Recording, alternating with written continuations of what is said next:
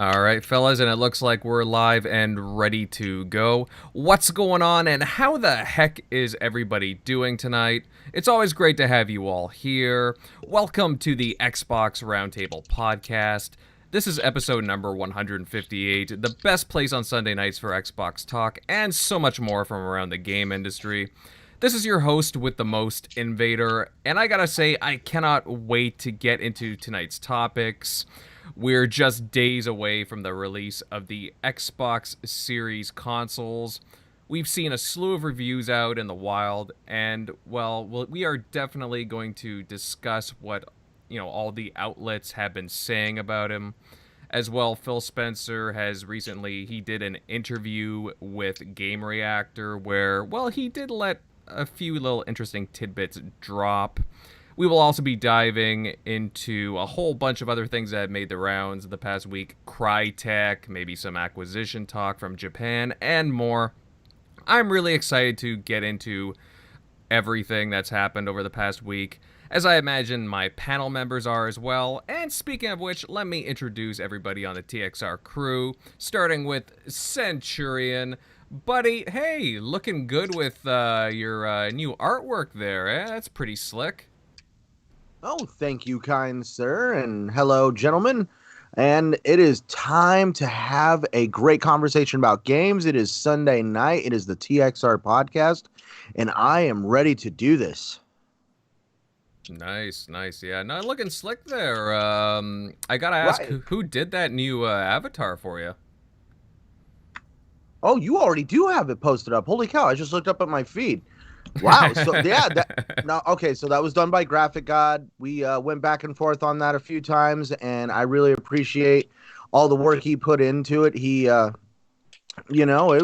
was fun working with them and also getting a chat with them, and it was a very easy process. So yeah, I definitely recommend reaching out to him if you haven't already. I'm wanting to get a gamer pick. No doubt. I'm really liking what I'm seeing so far, and no, looks slick, buddy. Definitely a step up. I will move on next to Megatron, buddy. You're sneaking in there right at the last moment, coming in on the show. How you been over the past week, brother?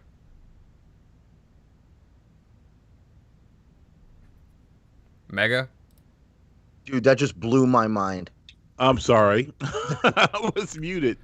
I was just sneaking that last bite of food before I started the show and fill up my cupeth. So I'm ready to go, man. Exciting things to look forward to this coming Tuesday. No, absolutely, and we will definitely be diving right in on that from the get-go. But I'll move on down the list here. Tim Dog, now, are you ready for what's coming over the next few days? Am I ready, bro? Who are you talking to right now? I don't know. I mean, this Come is on, Invader. I'm ready as ever. I can't wait to get the console. I'm getting two consoles. PS5, I'm waiting to see if one of them is in store. I doubt it. But I have a bunch of credit at GameStop, so I'm going to be looking around over there. But yeah, man, it's a great week. Good show. It's going to be a great show. We got a lot to talk about. Really pumped up, man. Look at the consoles are almost here. All the talk, all the shows that we've had were, this is the week. This is what it's all about. So Tuesday, it's going to be great, and happy to be here. Yeah, man, absolutely. Yeah, and of course, just as Xbox fans, we are, we've heard talk about these new consoles ever since, 2018. So, they are just around the corner the next few days. I can't wait to get my hands on them. Yeah, man, I love seeing the Xbox community pumped. But yeah, moving on down the list, Eric Shockley, buddy, how have you been? Pretty good. Yeah, just excited we got one more day. I got pretty much the week off starting on Tuesday, so excited. Got my Best Buy. Made sure that they were going to have it, not because I saw some people got delayed until I think Benji Sales. He got his delayed from Target until 16th. It's not going to deliver until so. Some people were lucky though. Mine is the 17th from Target, but they tried to take mine.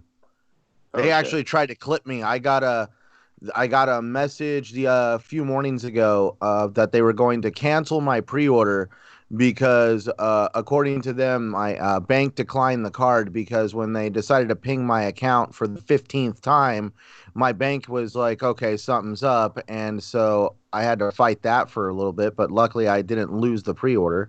Yeah, that's exactly what happened to me. They binged me or whatever you say a bunch of times, and then finally they did it, and they're like, "Well, you better fix your card because it's not going through now." And I'm like, after like you've tried it like 10 different times, so I just switched it to a different card at that point, and then they shut the hell up because Centurion, this is your pre-order for the Xbox or PlayStation? This is PlayStation. My pre-order for Xbox is sitting in Ontario, California, and FedEx has notified me that per Microsoft's request, I won't see that thing until Tuesday. Wow. Yeah, some people have gotten early. Some people have seen it already with from it. Walmart. Yeah, FedEx is very strict on that. I'm the same thing. Mine, I could actually drive and go get it, but they don't allow it, so they're strict on that. So we have to unfortunately wait till the day of. Mm-hmm. Yeah, because I haven't heard anything from Best Buy myself. Well, now I was just gonna say, now with my situation, like I told you guys about my car, now I'm having my friend's kids sit here all day on Tuesday. And so it's like, he's an Xbox fan, and it's just like, so yes, there's going to be someone who shows up and hands you a Series X. Don't you open that thing. You just sit there and stare at it until I get home. You would be pissed at me if I was that kid sitting there. Well, I'm like, I got you. It's fired up and ready to go, man. You paying him for guard duty? Oh, well, he's gonna be here to because dude, the FedEx guys, the Amazon workers, they just set it on my porch out here. They're just like, ding, all right, it made it later. Yeah, and that's what pisses me off whenever they do that. They don't even like knock in a lot of cases. They just kind of leave it right in front, and I don't know, that really irritates me. But yeah, I'm still waiting on a bloody. I mean, I've checked Best Buy's website. Who knows how many times by now? It just says it's processing. I don't know. Like, I was supposed to get some kind of an email, I guess, but it still says it's gonna come on the date according to Best Buy. But I think it says it's in Burnaby, BC somewhere. My console, but that was a few days ago. So my Best Buy actually called me and they made me an appointment to pick up everything before the store opened. So you might want to, if you have time, call them up or go there and see if they have it all ready to go. Because mine, that's what I did. I had gotten called and then I went to the Best Buy and then they had everything. Like, it's all set up. So I'm going. Yeah, a lot of stores out here. A lot of stores out here have signs up saying that due to obviously the pandemic and safety, because I'll say it, Phoenix ain't the safest town in the world. They actually want people that they want them to show up, do appointments, and they actually have security walk you out to your vehicle. Whoa, that's pretty serious then. Wow. Well, it's because we're talking about. Well, no, in certain neighborhoods, yeah. Well, I don't want to say, but probably down there in like South Phoenix, yeah, definitely for sure, they're gonna walk you to the car. Oh man, well, damn. Maricopa County, or what is it? What is it called? Oh, Maricopa or whatever. Maricopa County. Yeah, I live in Maricopa County. Yeah. Yes. South side. I've learned that from the election. That was one of the places they kept talking about it. Well, like I said, we were talking about pre-show. So some person broke into my car, got mad that I don't leave stuff in my car to steal, so he proceeded to just throw trash everywhere inside of it, and I had to spend the whole next day cleaning my car. That's. I mean, what a jerk that is. I mean, listen, if you get in the car and you come up empty, you just leave. You got to be a real jerk to do that. What he did. Well, you know what I mean? Like that's pretty shitty. Well, he's already a jerk for trying to bloody exactly. But you're just an asshole at that point. Right? It goes from bad to worse. No, I'm sorry to hear about that, Centurion. That's pretty. It's all good. It's all good, man. If that's like 2020 has been a rough year, so that right there, I'm just be like, all right, well, Hopefully, he got that out of his system. Right. And finally, our final panel member here that I'm going to announce, Jeremy, buddy, you got your AC or power situation there all settled? We got power. That's all there is to it. Well, unlike you guys, I have to travel 58 miles to go get my Xbox, and I can't get it until Tuesday the 10th. At 10 a.m., I'm sorry. Tuesday at 10 a.m. So I got to travel all that way. I have to work, but my boss is gracious enough to let me go get the system. I think I'm going to be rolling with him, and he's going to be getting the S. But yeah, looking forward to Tuesday. So, Downer, you're going to be doing the full live reenactment of the beginning of Red Dead Redemption 2 on YouTube for us to go get your Xbox. Morning, and the first thing that came to my head this morning was like, I better not get stuck out here for Tuesday, 2 days. And it was looking like that, but it kind of mild out a little bit. So I'm in good shape right now. I mean, is that storm supposed to just persist throughout the week, or is it how is it out there? No. It was just the blizzard came through, and it was just for tonight or the whole day today. Are you taking the horses to pick up the Xbox?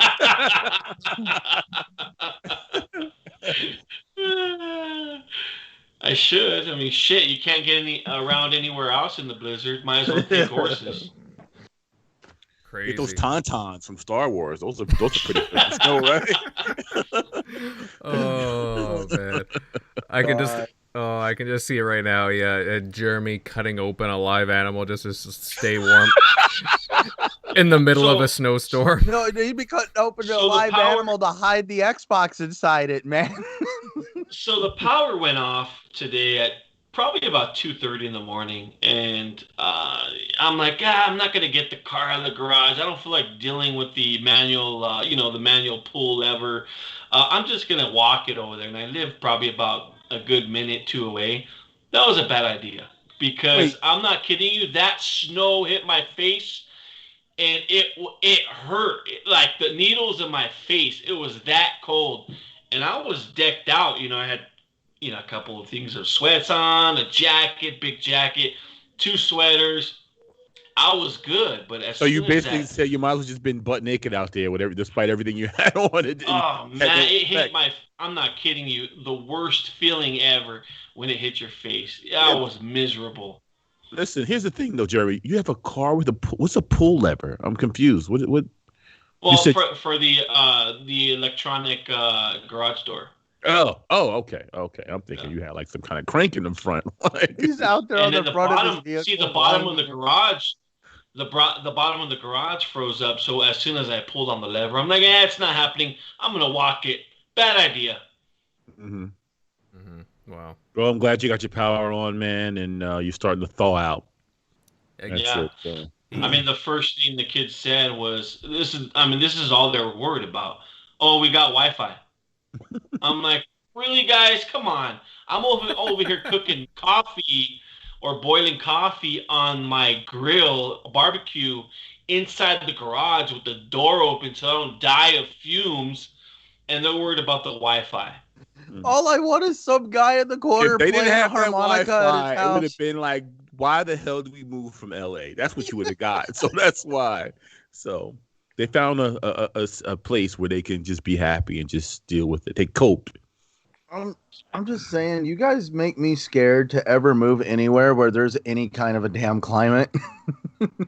All we have is sunshine here.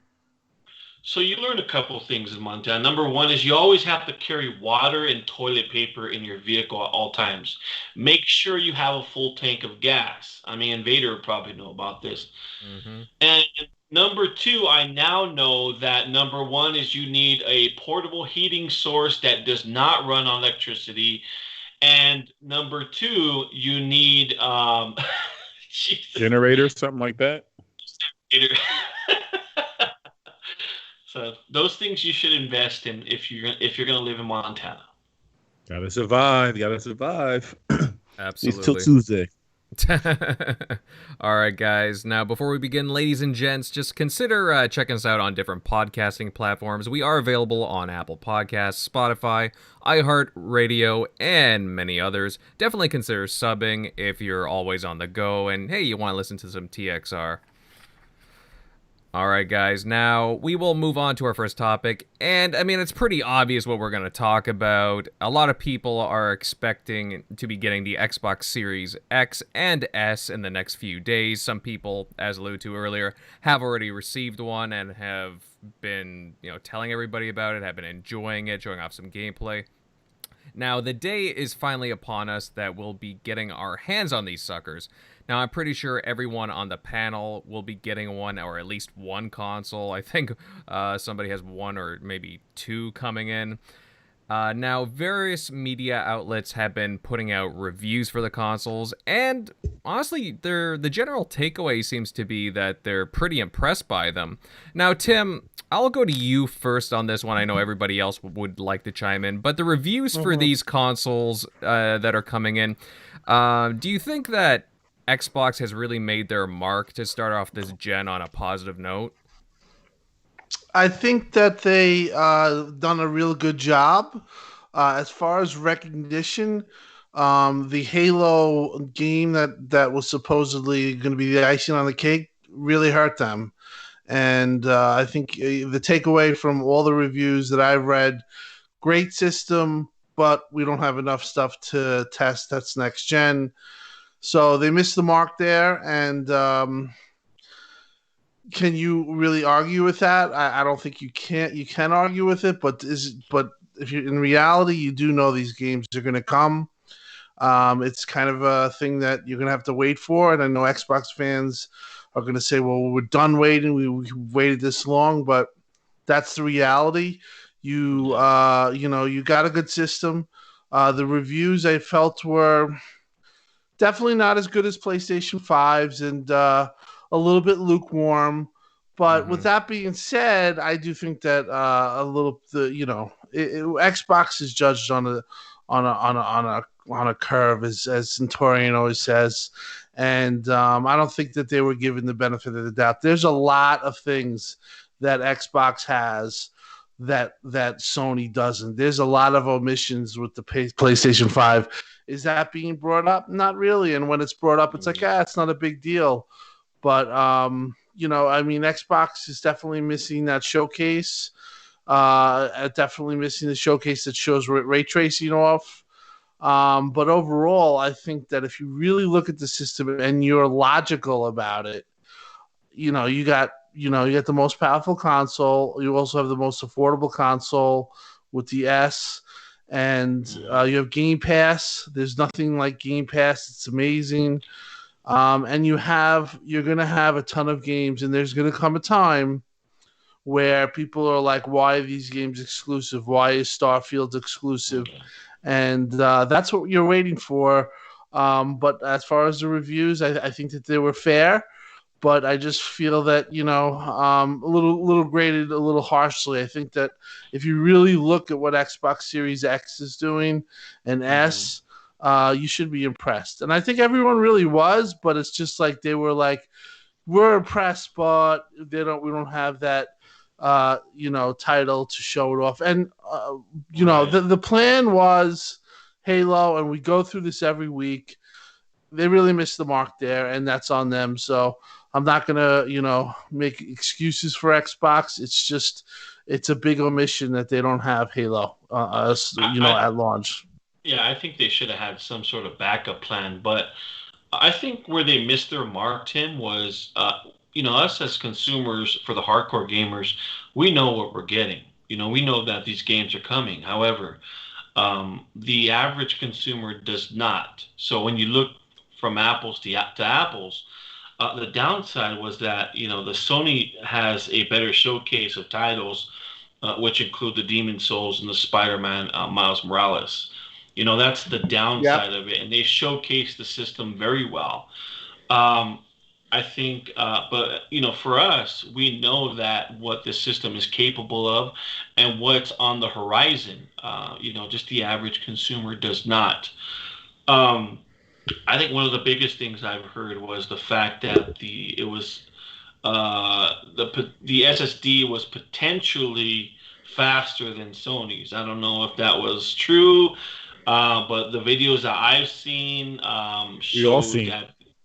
Yeah, Yeah, the yeah. videos that I've seen showed some of these games they launched faster, um, and all that good Right. stuff. Well, that So goes beyond the SSD. That was my argument when everybody always says that there's a more powerful SSD in the PS5 versus the Series X right, or the Series S, and it had to do with like RPMs and speed. And I'm right, like, well, that doesn't matter. Like, you could have a sick ass motor underneath the hood of a car, but if you put a crap ass fuel pump on it, you're never going to go anywhere. So it all comes down to optimization. And I knew from day yeah, one that Microsoft put a lot of time into optimization. And if we go off of what Colt Eastwood talks about, how like they basically went in and redesigned the whole product right from the get-go, split the board and did all this other stuff. yeah. So Microsoft has put a lot of time and thought into their product. Look at Quick So, Resume. my- Quick Resume is yeah. awesome Yeah, compared quick to, resume is you awesome. know, start up at launch and you have your games right there, and they're touting the speed of. There's no doubt how fast it is, but for right now, again, from what we can tell already, it's not really showing us too much of anything. Right. And to be honest, it's not that big of a deal. We don't know if how it's going to turn out with optimized titles that have been built for it. So I will give Sony the benefit of the doubt there. But let's be honest. The only reason why people were talking about speed load time was because Xbox was more powerful, and that was kind of their, hey, this is our answer. But let's be honest, 5 seconds to 7 seconds, or No, even who 8 cares? seconds, Yeah. nobody cares. Right. It's just more just fuel to just go back and that fanboy stuff. More Yeah, for the just Exactly. console war stuff. Regretfully, I think Cyberpunk may have been Microsoft's plan B. And then Yeah, and 100%. then when they found out that ray tracing patch and all that stuff wasn't going to be there, I wouldn't be surprised if Microsoft, they were like, please delay the game, we need that patch. And I really hope that patch is there when they release Cyberpunk, because I've seen some of the stuff from at least the Nvidia trailer for Cyberpunk that involved all the ray tracing and all the other glitzy stuff that console can do. So definitely I think regretfully, I don't even think their plan B really worked out well. No, and I seen the reviews for the PlayStation 5, and a lot of people were impressed by the system. I watched a few of Xbox Series X reviews, and I was a little disappointed. But like I said, we know what's coming on the horizon.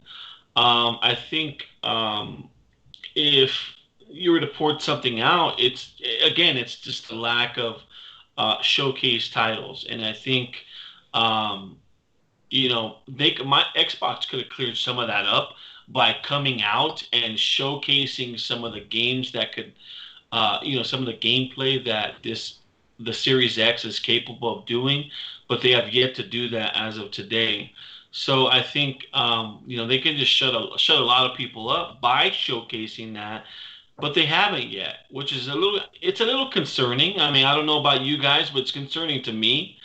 I don't know what your thoughts Well, I are. always said that we need something, with all this tech talk, we need something to see what this translates to. You want to see with your own eyes. Seeing is believing. I think Watch Dogs could possibly be that game that kind of impress a lot of people when it comes to, because the Series S is, it's impressive. It's doing ray tracing. Someone posted a video. I don't remember where I got it from. I think maybe I got it from Tim or whoever on Twitter earlier today, and I'm watching it, and it looked phenomenal. And Is it really ray tracing, or is it just standard reflection? I honestly don't know. I think it is, but I don't know. I think it's a lesser extent. There'll be an analysis on that, but I do think it is ray tracing. Okay. It's just maybe less than PS5 and Xbox X. At least what I read was that was why they wanted Watch Dogs Legion to be locked at 30 frames a second, was because they wanted it to be a graphical showpiece for their game engine, because they wanted all that ray tracing on. Yeah. Definitely. It's interesting going back to some of these reviews though. Like I saw the Polygon review, and they said that, everything checks out basically for the Xbox Series X, it is what it is, but we find it boring. And then I'm just like, what? Do you want it to be like the Xbox One, where it's like the all-in-one entertainment system that they were touting?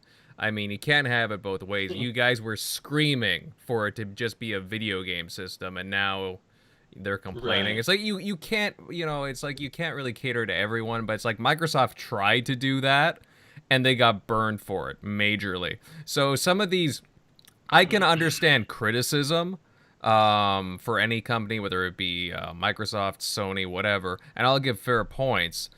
But it's like some of these reviews just coming out early. It's like, well, I mean, you're kind of judging them like, just wait for at least a couple of games to come out before you really judge them. So Sony has a couple things going from. Number one is, I think the census around the review world is that the controller, Sony's controller, the DualSense controller, is an amazing piece of technology. I don't know what you guys heard, but that's what I heard. I have to say, it looks impressive. Yeah. It looks impressive. I have to say, some of the Mhm. things I heard, so it is what it is. It makes me. I definitely want to try it. I know they're both. I know Xbox has haptic feedback too, if I'm not mistaken. But I guess the way they're doing things, they're implementing a lot better than what they're doing on the green side of things. So I don't know. I do hear there's some concerns though with the battery life. They're still waiting for Digital Foundry to do that whole analysis. So, but that's it as far as I'm concerned. The most impressive thing to me on the PlayStation side of things is I have to say that controller does make me want to try it out for myself based on all the reviews. So. Yeah, I mean, the controller itself does look pretty nice. I haven't had a chance to hold it by any means, but I do have a PlayStation 5 coming as well, obviously when it releases on the 12th. But that controller does look pretty cool. The only thing that I would say about it is that the battery life isn't supposed to be that great from what I'm to understand. So that's kind of disappointing. I'm hearing something like 2 or 3 hours, which kind of sucks in my opinion. Well, that's if you're actively using the haptic and the torque features. Mm-hmm. One of the things two reviewers did like was, and I have to agree, they showcased the controller with a game, specifically using each and every feature like the haptic, the engines, and also the resistors, the trigger resistance. They did that with Astrobot, and I think Sony was smart to do that. Listen, as far as like setting up, I think Sony definitely has an advantage there. Like Jeremy said, they have the Spider-Man Demon Souls, and they have this. And like Jeremy said as well, the average consumer might be sold on that stuff. But I think the way Xbox looks at it, and I think this goes into their even their distribution of the system, is that they're going to be sold out for a while. And maybe that time that they're sold out in 2021, they really can start to showcase titles like Halo and possibly Starfield, and whatever games that they're going to come. There's going to come a time, like I said, where the games are just going to be like, like, are you kidding me? And, we're going to go into a topic later on about more acquisitions, and I do think that there is some truth to some of that stuff. So, I mean, when you're talking about 23 studios, almost double the amount that Sony has, 35 teams, that's the amount of teams within the studios. Like Playground has 2 studios working, Rare has 2 studios, like 2 games in process. Obsidian has like 3. And they're going to have potentially more. There's just going to come a time where you're going to have a realization that, Xbox is just a crazy amount of value, crazy amount of games. And what I said as well, and it's not been brought up in any of the reviews, and it was brought up constantly in the reviews from the PS4 and the Xbox One, because the Xbox was more money, but Xbox is clearly the most powerful, and it clearly has the most features too. I mean, again, Digital Foundry just came out. I mean, you see with some of the stuff they were missing, the VRR, right? Yeah, the ALLM. They're missing 4K 60. You can stream from 4K 60 on Xbox, and you can't on PlayStation 5. So there's a lot of big omissions there, and like I just wished him it was shown, like, you know, we needed something for just the average consumer to say, hey, this is the reason why it's on the Xbox. Agreed. Mm-hmm.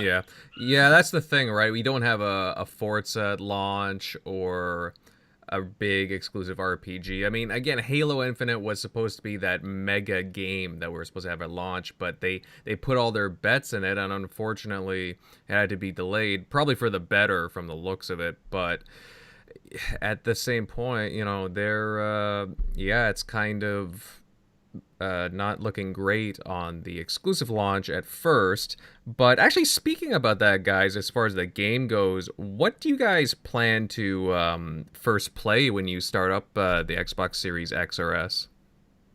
So me and Megatron, I think, are going to go through the Gears game in the weekend. So we're gonna try that out, and I'm curious to see exactly how much better the game looks on the Series X as opposed to just the X. My thing with the Gears things with you, Jeremy, was just so your critique of the story. I wanted to see like certain parts. I can play a game and then sometimes forget about it, but I've played the game twice and I love the story so far. I know there's some stories better than others, of course, but especially my Gears 3 is near and dear. Is one of my favorites, but still 4 and 5 to me were phenomenal. So that's why I kind of wanted to play the game with you. So I know it's probably a bad example, but you look at some of the narration stuff that just the connection you had with some of the characters inside the Gears world, and then you play another game, say like God of War on the PlayStation, which is a heavy narration story element game, which it's by far above and beyond what you can expect in terms of the storytelling and set pieces and just some of the action that takes place. And Gears of War tries to do that, but it just totally misses the mark as far as that goes. That's just an opinion, but. Mm-hmm. Well, we all have our own tastes, and I mean, I could definitely share in that sentiment, but I mean, hey, everybody's welcome to enjoy what they do, and I like certain games for different reasons, and a lot of them have poor reviews, so there's that. And I would say it was the only Gears game that I did not want to finish from start to finish. Which one? 5? You didn't 5. Finish? Oh. I didn't finish 5. No. Yeah, actually, I would say the ending, I think, kind of pissed me off personally. But that's just me. But yeah, guys, I mean, I'm looking forward. There are a couple of games I am really looking forward to download and play, such as Bright Memory. That game looks like a lot of fun. This really crazy action shooter game. So Invader, I purchased it on my new computer. It's $10 on Steam, and I think it's essentially the same game because it does have the ray tracing benchmark to it. You can upgrade it, and with all the bells and whistles, it is a unique title, and it's very fast paced, very good. But it's just like it's an indie game. It feels like an indie game. It's not what you expect. I mean, I know you've seen a little video on it, but I played the game, and I played it probably about a good hour or two into it. And while it's a good game, it doesn't have a lot of meat to it, a lot of meat and potatoes. So it's a decent looking title. Yeah. That they showed. Yeah, but I was reading too that the developer was saying that if you bought the game, that you would get Bright Memory Infinite whenever it releases for free. So that's kind of nice. I need to pick that up then. Huh. No, that's not I think it's like $8 on Xbox. Yeah. what, Bright Memory? Yeah, it's a very That's cheap good. title. It's like $10 for me, so it must be a little bit cheaper for you guys. So Yeah. when I fire up my Series X downer, I'm definitely looking forward to playing some KOTOR. Cool. Okay. That's what I mean. Silence. Yes, an OG Xbox title. I was It's like, about to I want to say. see some locked frame rates.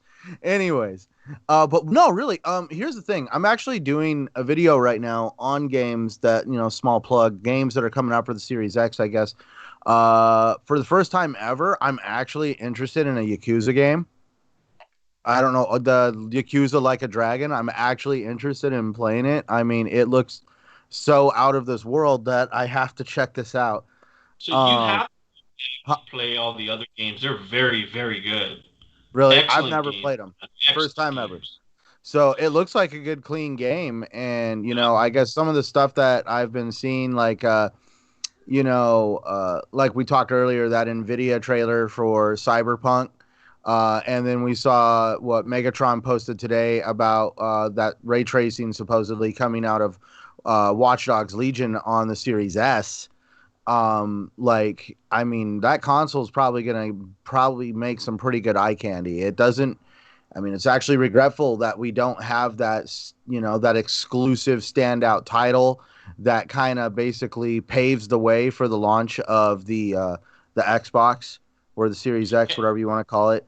But I think you're right in terms of maybe their backup plan was Cyberpunk, yes, but I mean, we still have Valhalla to look forward to. Valhalla is one of those, I feel like, that is like an underlier.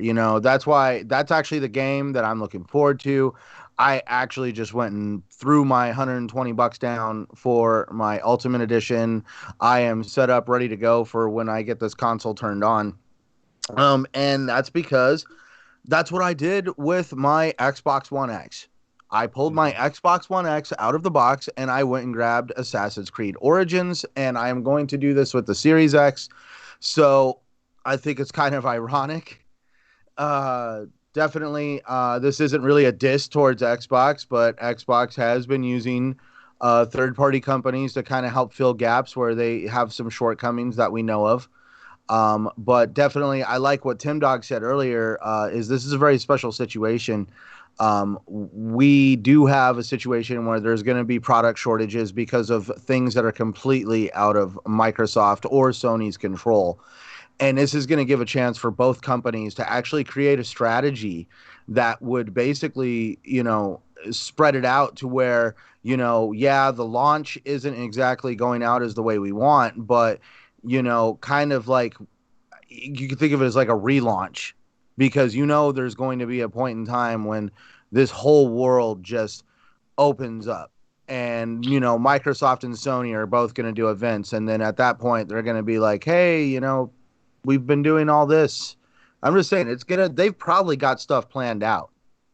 Yeah, and I do think, Centurion, that they're making great headway in Japan. I don't know definitively, but I do know I've seen reports where they're making great headway in Japan as opposed to Sony, where Sony's not putting all their eggs in a basket in Japan. They're putting it in the US. So you saw that memo I put in there? I did see that. I thought that was kind of weird. Yeah, so I think I mean, Japan still, I think, is a major player, not as big as they used to, obviously, but I think they could still be a major player, especially now with the arcades going on. I know there's some opportunity there with Sega. Who knows, but let's see how the cards play out. Arcades going on, arcades going off is what you. Well, see, with mobile's huge in Japan, so yeah. Now with just the technology the way it is, more people are moving away from that arcade experience.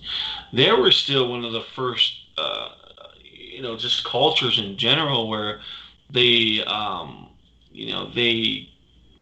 they really gravitated towards the arcade machines, and it's something that was a social aspect to them. I think it still is, but now it's just not that way anymore. Now with COVID, I think it's even more so.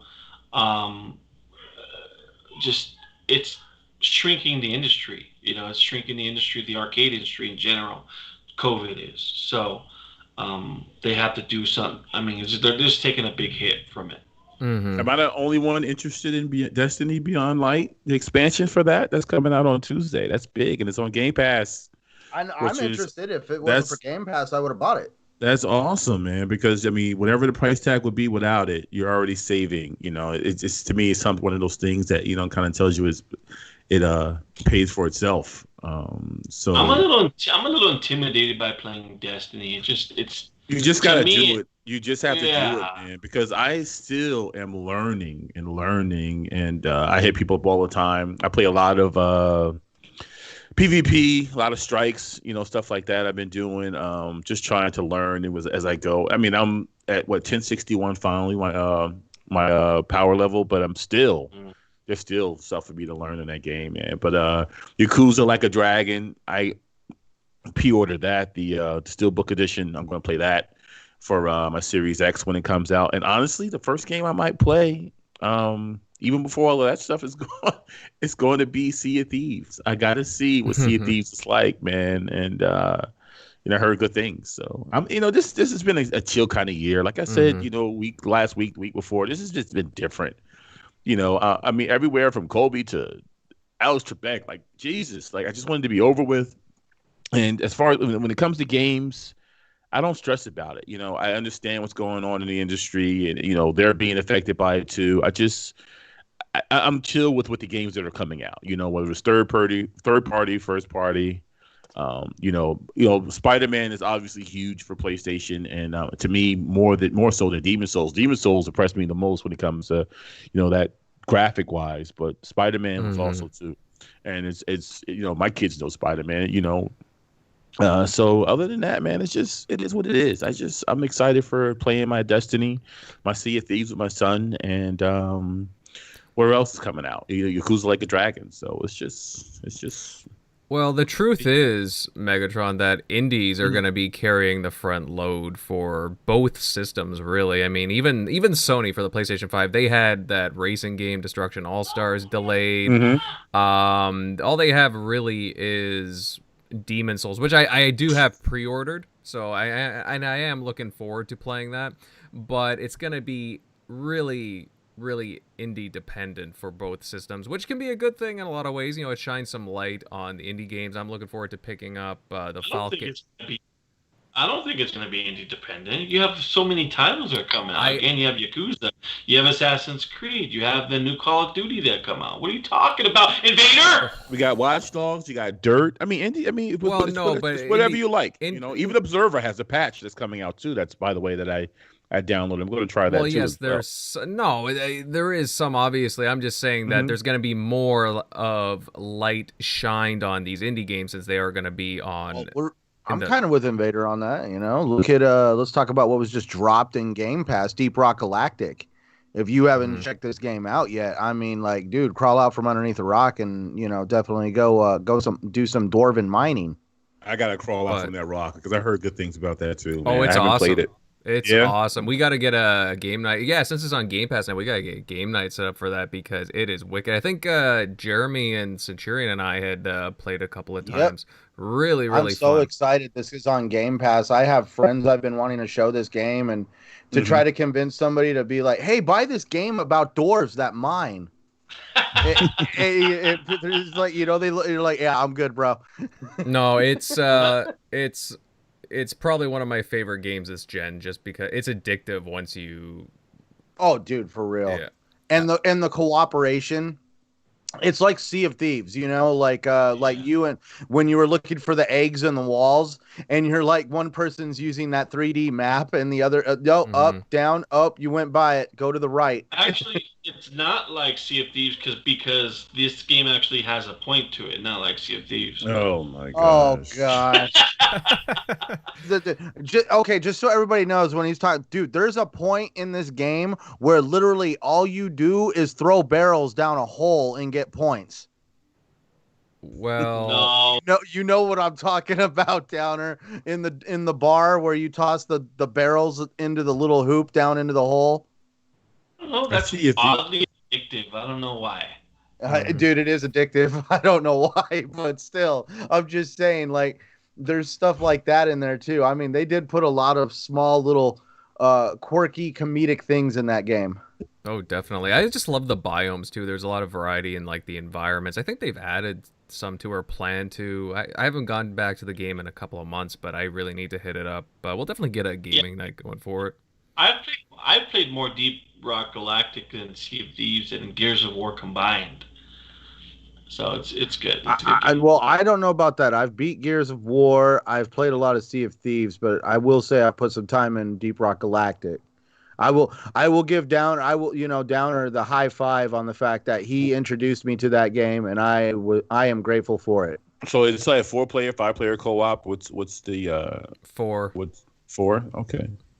But it's Megatron's good. Definitely download on Game Pass. It is well worth it. I think it's a small download too. But yeah, guys, I'm really looking forward to getting my hands on the new system, especially obviously the Xbox Series X. I got one coming. I'll definitely be hitting up a few of these games again. Bright Memory and the Falconeer I definitely want to try, and of course, a whole bunch of others, guys. I'll be playing a little bit of everything, and Game Pass allows me to do that as well. I'm super excited to try everything out, and definitely, guys in the chat, let me know what you're looking forward to playing the very first day or for the week. There's a lot of good stuff coming down the line, and I'm just super stoked that we're finally here. Next, we will move on to the next topic, fellas, and Phil Spencer has been making the media rounds again. Now, most recently, he did an interview with GameReactor, and there was a few interesting nuggets of information that came out of it. Now, one thing that was brought up was Phil wanting more E-rated games on Xbox. Now, sure, they have a massive IP with Minecraft that's pretty family-friendly, but Phil seems to want to do more.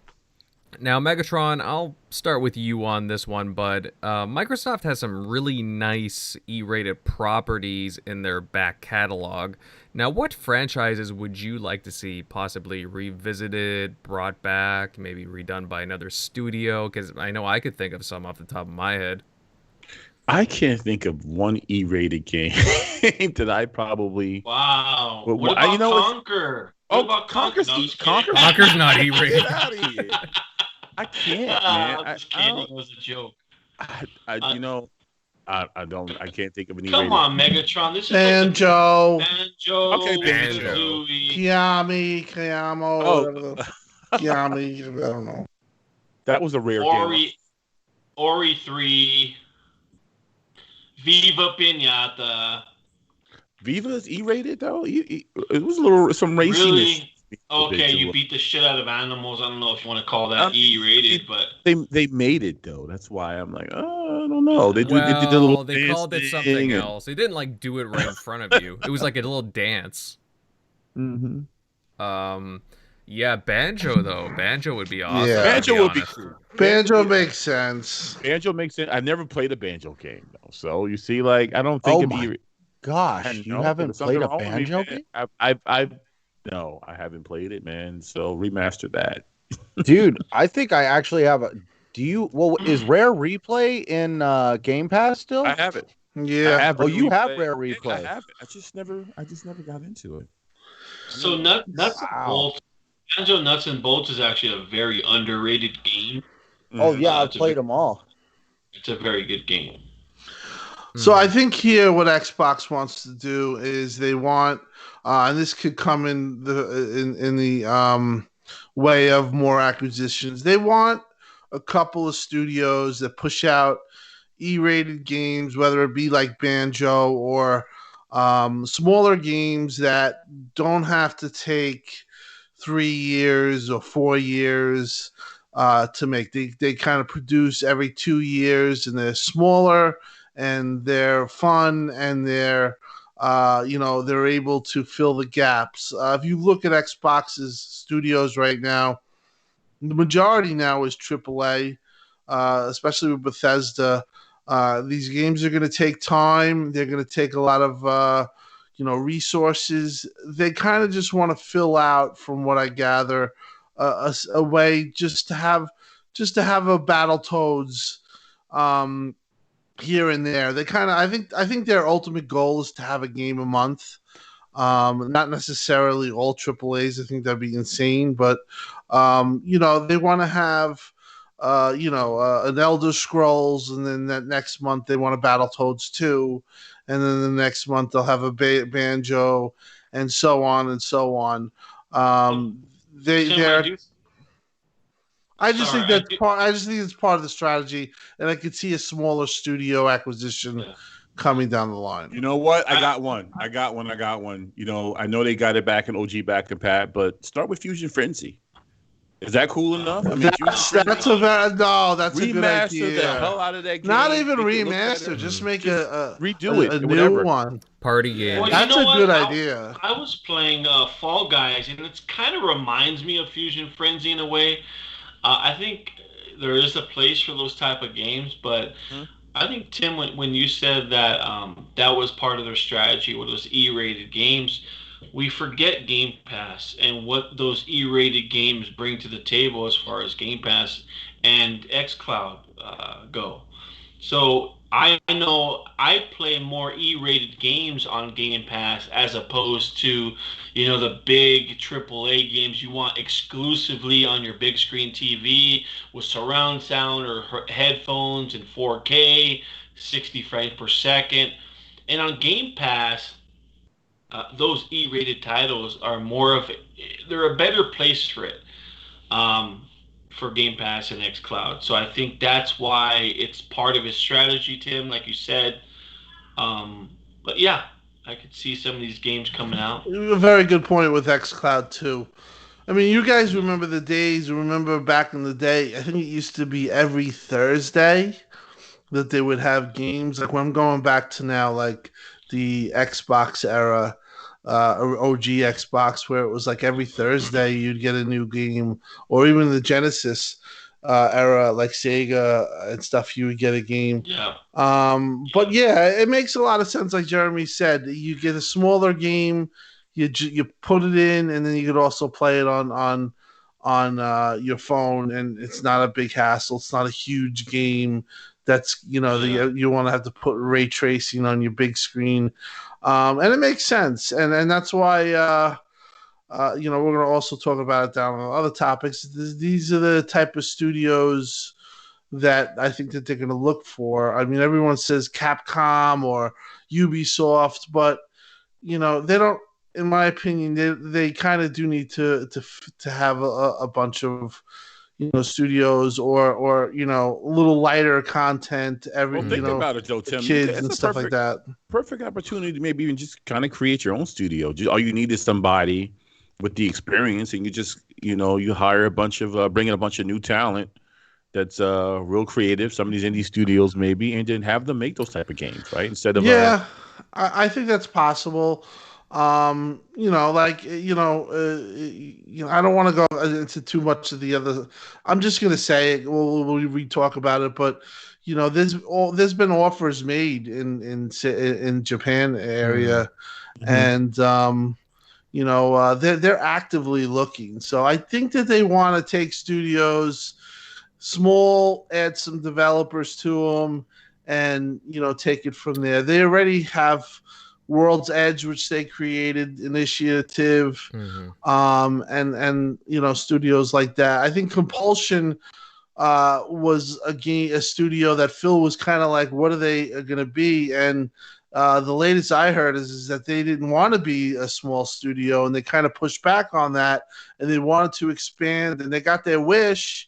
And I said it previously on the show, they showed Phil finally what they were working on, and Phil was very impressed. He came away very impressed. So, I can't wait. We've seen that. We've seen that with We Happy Few the potential that they have, the creativity that the development team has. Yeah, they're a small studio. Now with a larger studio, I think sky's the limit for them, for sure. Absolutely. Now, since Tim had brought it up, actually, you know what? Before I do this, I got to catch up on some of the super chats. Fastback with the $5 super chat. TXR, my Gamer United Guild fam. Excited for the Series X Tuesday. I will boot up Legion first since playing on X1 to see the difference. Gaming is great. No if first or third. All right, buddy. Thank you very much, Fastback. And I believe somebody else, I'm just catching up here. Victor Alistine with the $5 super chat. How about a Sonic game in the vein of Ori? Have Moon Studios take a whack at it. Sonic could be as big as Minecraft, maybe bigger. I don't think it's going to be bigger than Minecraft. But hey, I mean, if Moon Studio makes it, with the talent that they have, they're very familiar with the the platforming elements, the speed of Ori, which is a very fast-paced game. I think they could handle the Sonic franchise, if anybody. I think they could have some fun with it. That would be cool. Didn't think to bring that up before. I think he brought that up in another show we did. Yeah, I still think that's a great idea. That's a great idea. Right. No, I think he did. Actually, that would be interesting, especially if Microsoft owns Sonic. That would be even more leverage there. But speaking of which, guys, Tim had alluded to this earlier. Earlier today, something came out from outlet Bloomberg that states that that certain Japanese studios, about several of them, big and small, have been approached by Microsoft for acquisition. Now, the companies did not want to be identified, but I mean, Microsoft is being very, very aggressive here. Now, Shockley, I know you had a big interest in this news earlier today. What kinds of, which studios do you think that they could be targeting here? Do you think they'll go after the big publishers or maybe some of the smaller ones like White Owl? What's your thoughts on this? Yeah, I mean, yeah, I mean, there is that, especially with I don't know if it was a rumor or if it was official with some of the reports from Sega, like either letting people go or downsizing. But yeah, I could definitely see him maybe getting some of those. I know Sony's been big in China with their China Hero program, I think it's called, and like some Korea devs, I think. From what I hear, Microsoft's been in that space. So I could definitely see him getting some smaller ones. That's all they need is small studios in that space. And then they can hire and, leech talent, from nearby studios. So, and then just build up from there. Shock, I just think Sega just makes sense with the things that you can do, both on their IPs that they have. The back catalog they have for Game Pass makes perfect sense. It's something that you can instantly implement and towards Game Pass and xCloud. I think there's strong merchandise. The possibilities of the merch that Sega brings to the table would be astronomical to the Microsoft brand. And I just think, man, if they could pick up Sega with the studios that they have now. Think of the things that they could make with all the IPs that Sega owns. It would be it'd just be one of these things where it'd be an earth-shattering move. I think at that point, a lot of Sony fans would jump ship. Believe it or not, I just think they need to make this move. What would be the first Sega game that you guys would want? If that was the case, it would make for Xbox exclusive. Final Fantasy VII remake, like redo that cherished game, Holy Grail game that no one has ever played. What game? You mean Phantasy Star?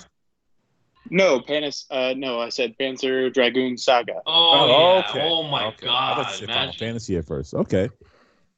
Yeah. See, the problem I see with Sega is that they do not have the developers to make these games? Do they have an unbelievable amount of awesome IP? The answer is yes.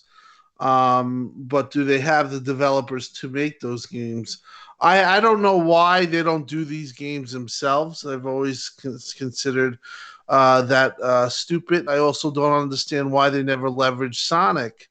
But from the Bloomberg article, it says specifically that Xbox has made more than a couple of offers to firms and to developers. So they are actively trying to get developers in Japan. And I've known this for the longest time.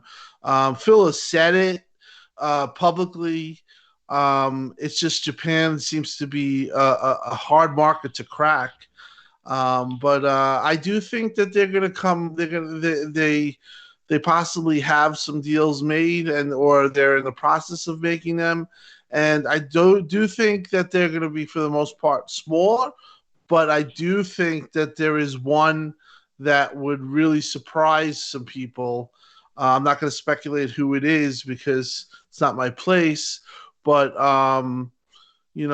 just keep an eye out on this Japan thing, and I wouldn't be surprised if you had a couple of things happen over there for a couple of reasons. They think that they have they have a chance with xCloud and the size of Xbox Series S.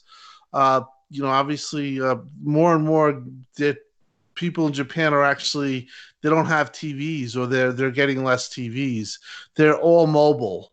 So xCloud's a big thing, and they want to have content that could, they're never going to overtake Nintendo.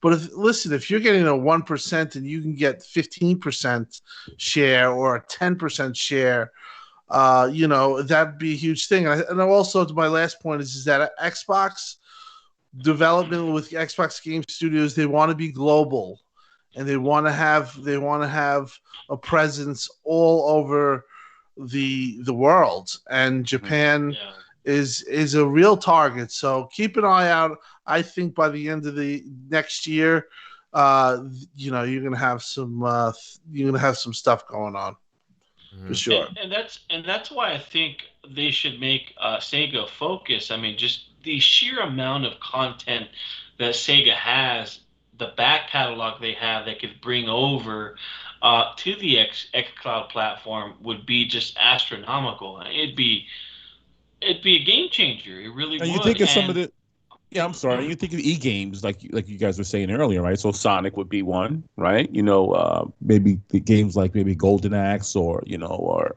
you bring some of those old titles back that are kind of you can put up in Game Pass. So Saturn Sega Sega's still huge in Japan. It's in Taiwan. It's just the Asian market in general. Mm-hmm. All over the world, just Sega is really well known just from our childhood alone, and the consoles that created and the IPs that they have. Sonic would just be a huge IP, not just scraping off the top of the barrel. I mean, it's just some of the things that you can have that with their studios in place would be very beneficial. Just if Xbox wants to be a player around the world, get Sega. The things that you can do again with the merchandising, get Sega, because there's so much potential. And their name is really cherished in Japan as well. Like, it's, even though when they were at their lowest point with the Saturn, they were still competing with the PlayStation neck and neck until Final Fantasy VII dropped. Being $100 more and shit. And in Japan, I think they were even or outsold N64, or just below, but they sold really well there. So. Mm-hmm. Yeah, I think it's gonna be a variety. If they do go for the Japanese studios, obviously they're definitely inquiring. I think they're gonna go for a little bit of smaller ones. That's more likely, but again, we didn't think that they would pull a Bethesda, right? ZeniMax, buying a publisher themselves. So I mean, anything is possible at this point. Sega's not looking too great right now. They just sold off their arcade division. Who knows what's next for them? They would be an adequate target, I would think, very ideal for Microsoft. But I could also see them getting a couple of smaller studios. They're pretty friendly with a couple of them. I've brought up White Owl. They're very friendly with Swery. They've worked on a few games with him before. Yeah. Mm-hmm. Yeah, exactly. So, I mean, there's a few different scenarios here, guys, that can possibly come to fruition. Anything's possible, even from software, I would argue as well. Well, that would be huge. I mean, that would be. I remember imagine that Platinum Games. That would, you know, that. I think if they didn't have a bad, I don't think if that whole situation with Scalebound happened. I think that Platinum would have been somebody. Yeah, would have been perfect. But you know, I think, like I said, you read that Bloomberg article.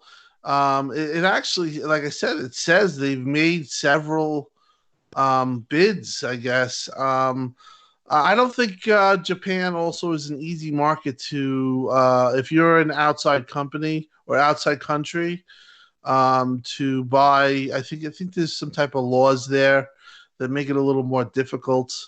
Whatever happened, Tim, with that did they have like an oversight type committee or something? They do something for the Asian market? Is that still around? Yeah, I don't know. I've heard that is, and like I said, look at how much stuff Phil has gotten done with acquired studios, and he only really has one when Tango works, and that wasn't even because of, you know, it was because it was a part of ZeniMax. But, you know, he's been trying for so long. He's been in Japan a lot. He's made. Yeah. You can't deny the effort that he has made, you know. And he, again, like, I don't want people to forget, he did keynote at TGS this year. And that, to me, was huge. And he cares. He cares about that market. He cares about everybody and different type of games that are out there for people to play. You know, it's just, and the Japanese-centric games are, he hears it all the time. You know, so, and I just know it's just something that he probably really wants to do. So well, there's still a big market for Japanese games. Not outside of Japan. I mean, Nintendo games, the PlayStation games, they have a heavy Japanese game presence inside their marketplace for both systems. Xbox is lacking that. So I think if you can, but is it changing now? Is the demand still there? I mean, the market is there for those games. But for consoles, I mean, I just see like that same article. The same article, if I'm not mistaken, you know, they were saying, you know, how things are becoming more, you know what? Oh my gosh, I lost Westernized, Western century. They're like, you know, there's, you know, PlayStation is here in the U.S. now. I mean, in Cali, right? I mean, it just seems like everything is just I'm talking about over here to the. I'm talking about the games in general. You know, games like Pokemon. Even though that's still a very Japanese game. Digimon is a very Japanese game. Those games are well received even in the States. Those Japanese games that Nintendo has, that Sony has, and they sell heavy on that marketplace, there's still a place and a heavy presence for those type of games in a market, just in general. Yeah. Well, we'll see what comes from that. This whole, you know, obviously, you know, I have to take everything with a grain of salt. You know, gotta be very cautious when it comes to these rumors coming about. But there's no doubt that Microsoft, that Xbox is interested in grabbing a few Japanese developers, and I'm just very curious to see who they're talking to. So I hear they're going to get Capcom for a steal. I wish. I wish. Hey, honestly, have you seen the thing on Capcom? No. What about Capcom? There's go look it up. There's articles that Capcom has been taken over by ransomware. They're asking for $11 million. That's it? Or something like I believe. Well, when you're a ransomware, come on, you can't ask for the whole company, but yeah, somebody hacked Capcom. Oh man, that's why I was kind of making a joke. Is like, I guess you can get them for a steal right now. Oh man, that's pretty funny. Yeah, no doubt, huh? 11 million bucks. Yeah, it's like pocket change for Microsoft. Pennies, pennies. But Oh, Phil Spencer's like, oh, hang on, I got it in here somewhere. He's all feeling in his pockets. yeah, brother. Now, speaking about Centurion, we'll move on to some other bits of news that have made the rounds over the past few days. And the Medium, currently an Xbox exclusive title. I think it's timed, if I'm not mistaken. It's gotta be delayed to late January 2021. So it's delayed a month, basically, but it's still kind of disappointing. But a little bit not surprising, I would say. Now, Centurion, I know you've been keeping tabs on this game, a few of those, kind of thriller, kind of psychological, creepy games that Microsoft has announced for its portfolio. Now, why was this game delayed? Because honestly, there was a huge, absolutely mammoth of a game that was pushed back to their original launch date. Do you think that had something to do with it? Oh, come on, dude. We all know that the Medium could go head to head with Cyberpunk 2077 any day, any day. No, I do think Cyberpunk probably played a big role in that, but interestingly enough, I did read like apparently no one knows why, but they couldn't get a game rating or something over in Australia. And I guess rumors over there are saying that until they get it rectified, the game could be potentially banned in Australia. What? Um, Dude, that's every game is banned in Australia for some reason. well, they just have a they have a very very strict I guess way of living over there, and like over here in the States when we play oh my God, Wolfenstein, we're used to seeing the swastikas and stuff. Well, they in certain versions of the game in different parts of the world, they had to like make sure those swastikas weren't there. Well, do you remember the Grand Theft Auto that got banned over there, and there were some copies in Australia were going for like big time money? Yeah. So yeah, they got some strict rules over there, but also with the Medium, I wouldn't want to go against Cyberpunk for sure.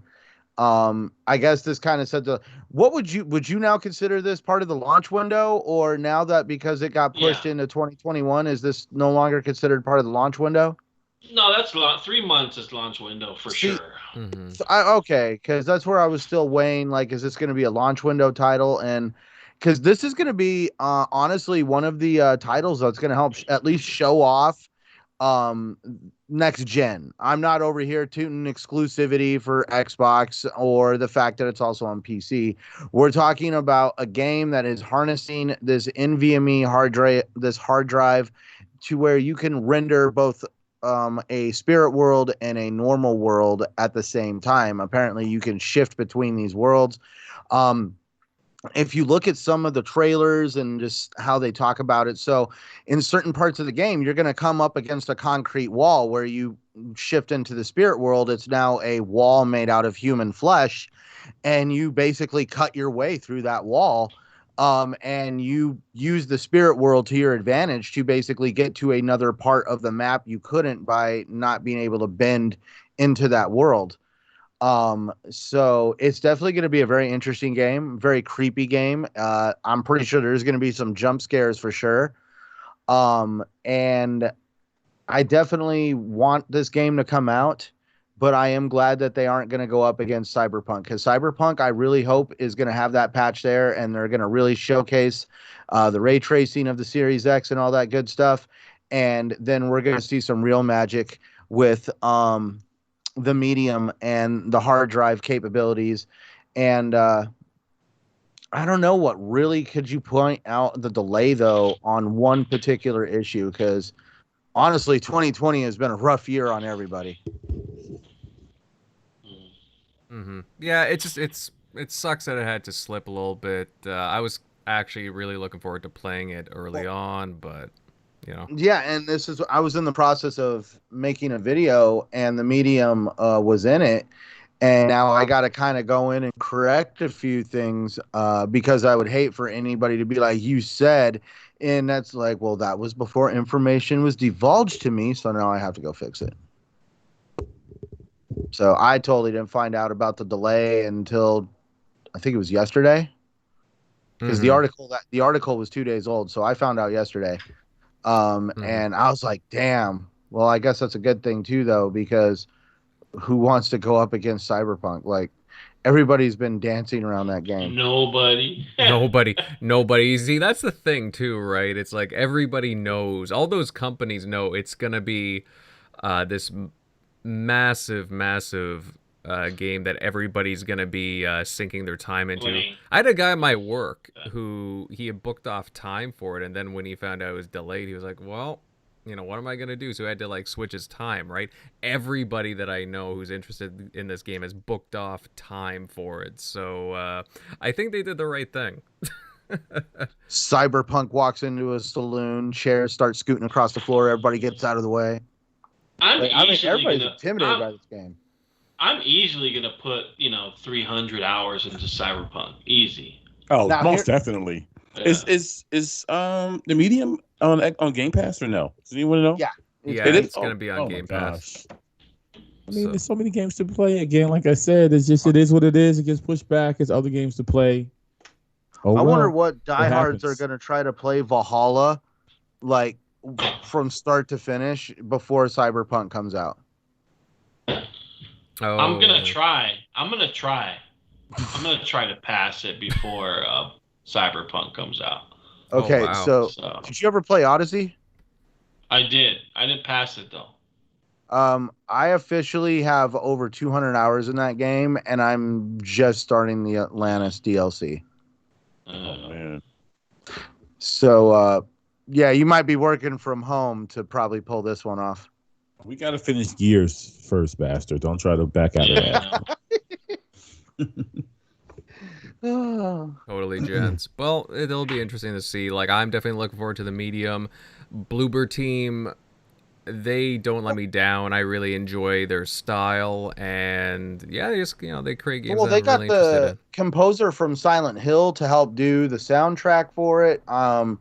It honestly looks like a really good, clean game. I mean, when we first saw the previews for the game where you see her like outside in the snow crying and all that other stuff, I didn't really feel like I got an actual feel for the game, but the dual reality trailer, if you haven't seen that yet, you really need to go see the dual reality trailer. I mean, that's definitely going to show you what that game is going to be like.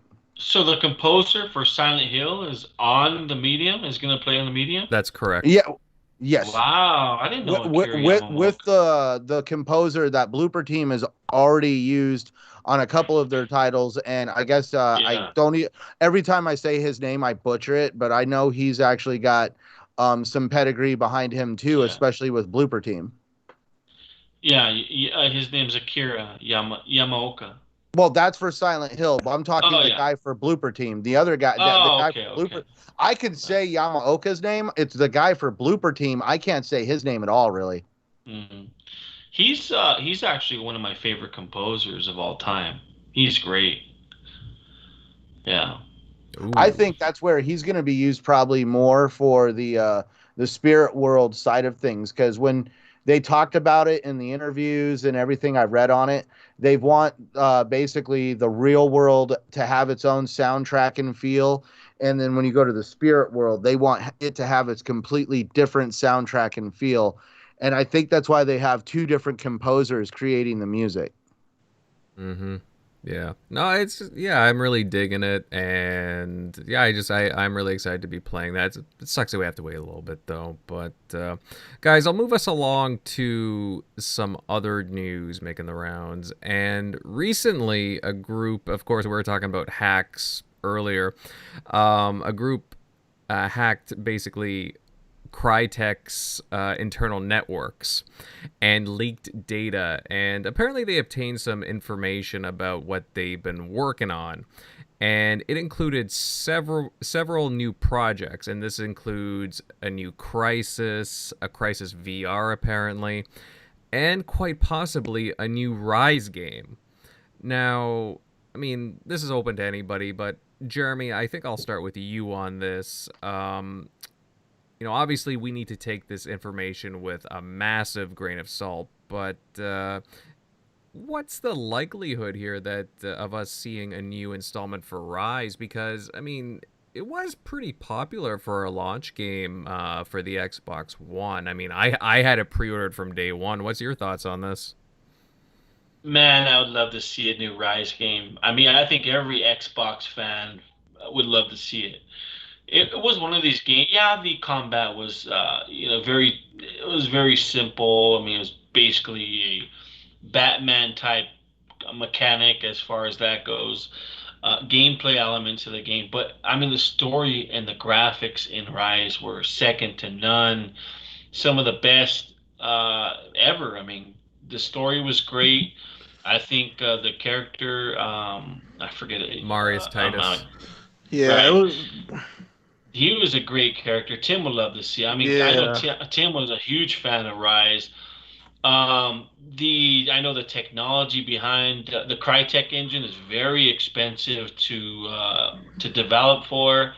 I know that for a fact. And I mean, are we going to see? I know Crysis 4 would probably is more likely than Ryse 2, I would say, but who knows? I mean, but we'll see how it goes. You know what gets me about Ryse is when it came out, it was such a next generational game, and the only thing that was talked about was that it was 900p. I mean,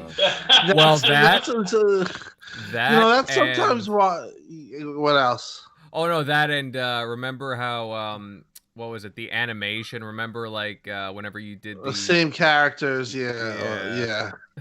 Redundancy. But the thing is that that's what gets me is that you had a game like that, and we you hear a lot now. Like, this feels next gen about PlayStation 5 and stuff like that. But that was at the time by far, even more than Killzone, by far the most next generational game, and it was unbelievable.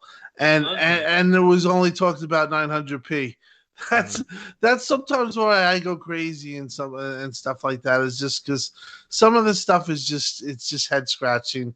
And I do remember that, but I also remember even as far as last gen goes, it's still to this day one of the more impressive games, even for a launch title. Yeah. It was just impressive. Well, here's the thing, too, Jeremy. I mean, sure, it was a launch title, but that game originally started as a Kinect-centric game, and then Crytek had this idea. They brought it to Microsoft because they wanted to really expand upon it, and they took a chance going the route that they did, and it turned out really well. I mean, of course, I could, we all have, our little quirks and complaints with, it's a little clunky. I wish that there was more weapon variety. And, we could go on, but still, I mean, it is a really fun, like, hack 'em up game that, could really be expanded upon. And this was, it flew under the radar for a long time. I remember Ryse when it came out, you have the Roman element to it, but then it opened up to a fantasy game where, you visited, I'm not going to, blow the, but just different things they could do with the story elements of the game. I mean, it just opened the game up for different possibilities. I think people will be all for it if that game would have come out. Mm-hmm, yeah, well, I mean, it wasn't a historically accurate game by any means, and then like you said, I mean, I know exactly what you're talking about with the fantasy elements, but it had such potential to carry on. Apparently, there was a sequel in development. I know that Crytek had they had something in development. I think it was called like Ryse Knights of England or something, but they never released anything with that regard. But just the fact, I think that they could really do something with like this Roman-centric Ryse IP, honestly, like something to rival. Like they didn't really have anything in that genre, in that subset of gaming. So if they were to hack the Crytek databases, it would make sense because a lot of these companies have, just their some either whether it's projects they don't complete that were in the works possibly, they have these in their data banks just for, to break out if they do decide to pull a trigger on some of these releases. But as for Rise 2 being in development, no, I don't think so. I don't think so at all. I just think it was one of those things where they hacked into the database. It was Mm. a possibility that Xbox would work with them on Rise 2. These were the plans, and it was in that database that just so happened to be hacked. I think that's the scenario that played out. I don't know. Like, I just think about all the potential that there could be. To this day, I know you just mentioned it a few minutes ago, Jeremy, but it to this day one of the best looking games on the Xbox One. Like, I had revisited it probably a week or two ago, and I was just amazed by the animation and the voice acting, and there was just so much thought and detail into it. Sure, it had its shortcomings, but damn, I mean, that is something that, Xbox Global Publishing should really look into. If they're not going to buy the IP, definitely, get their hands on that. I mean, I don't think that they would buy Crytek, but if they're going to do some of these third-party deals, definitely continue with Rise. It is such a unique IP. If they're going with Game Pass and they want a game out every month, it doesn't have to be, again, a AAA game, but I think Rise would really be something that IP could just really do wonders for them in that variety. But that's just me. I mean, did anybody else here really enjoy Rise back in the day? Like, Centurion, did you have it on the Xbox One or no? Hold on. I gotta put up a shield. Downer's gonna be throwing bushes at me. I didn't play it when it first came out. I played it when it was given to me free through Games with Gold, and I actually did kind of I missed this. It was a good game. I played it from start to finish. And I even remember I downloaded it for Games with Gold, and I was in the middle of already playing a game at that time, and I actually stopped the game I was playing to play Rise Son of Rome from start to finish. And then I picked that game back up after I beat it. So it was a good enough title to make me do that. Even the multiplayer for it wasn't too bad. I really enjoyed that gladiator mode. I thought it was really unique. I spent some time in that. I didn't have too much where time. I didn't get much into it because I got into it too late. Go ahead, Mega. I didn't have too much time to delve into much the multiplayer, but I have to say, like everyone else, the story was absolutely phenomenal. I didn't mind the combat; it was somewhat repetitive, but absolutely great story. And like you said, people more was focused on resolution as opposed to just playing the damn game, which frustrated me very early in the beginning of this gen. And I'm so glad that this stuff is over with. And I wouldn't mind if they actually took that game and somehow put some 12 T-flop touches on it, and see what that's like. And was that 30 frames per second or 60 frames per second, right? Or 30? It was 30. I don't think it was 60, but it was like 900p. It probably was 30, I would assume. Because on PC, I'm going to assume that I think it was 60 frames per second. But even still, it'd be nice to hear something, an announcement of them maybe doing some upgrades to that as well, so we can replay it, and especially to bring people to the game that didn't get a chance to play it at all. But it was a great game, and I think they should make a sequel to it. So, yes, definitely great story, great story. Yeah, fellas. All right, you know what? We will move on to our last topic of the evening, fellas. And there was a big announcement from BioWare recently. I mean, I kind of fell under the radar for me until I noticed it popping up. But BioWare has announced the Mass Effect Legendary Edition. Now, it's a collection of the first three games, the first three Mass Effect games, with all their DLC, and it has a bunch of visual upgrades, but it's not a full-on remake by any means, or at least from what I can tell.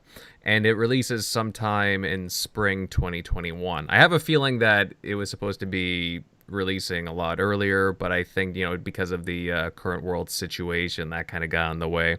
But Shockley, I'll go to you here. I think you're a Mass Effect fan, if I remember correctly, but what do you think of this announcement? Is this something that you'd be interested in? Yeah, definitely. I was big on Mass Effect back in, what was it, '07, I think. And I played the heck out of that until the very end. And then I never finished it. I was at like the last part of it. Shockley, but why yeah, are you being so quiet? but then it was hard to go back to because of the whole loading times, and I didn't want to sit through that in 2018, 2020.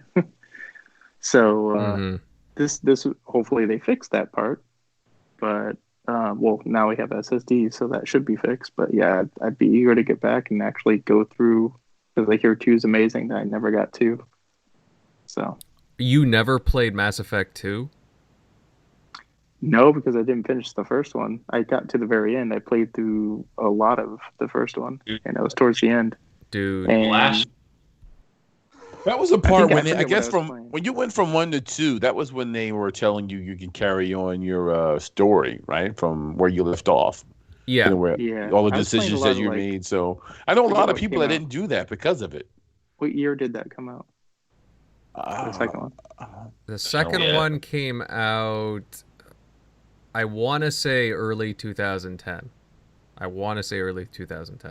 Because I remember they had just been officially purchased by EA, and they still had that, I think they still had that agreement with, oh wait, maybe they didn't.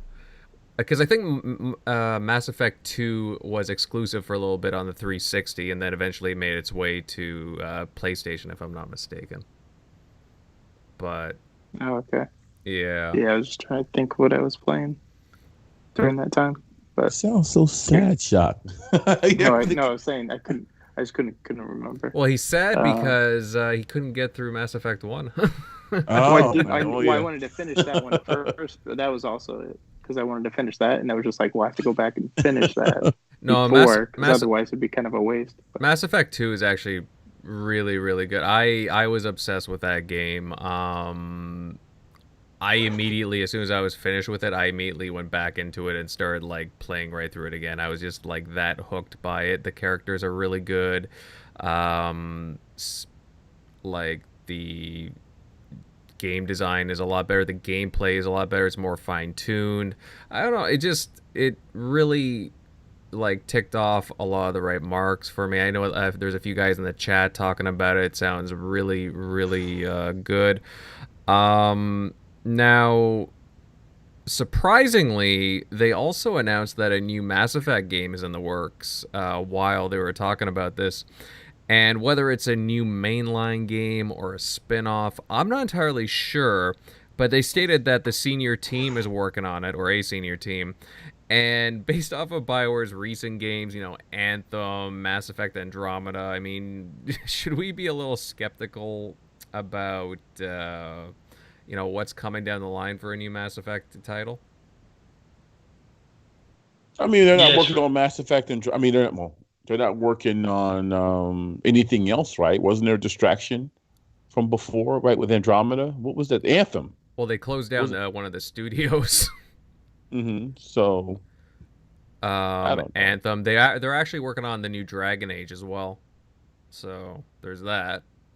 Well, hopefully they learn their lessons from Andromeda and that whole thing, I because heard Inquisition was good, right?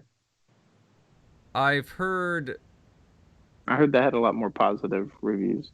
Yeah, I've heard Wasn't some that for Game of the Year? varying things about it. Well, it was in the early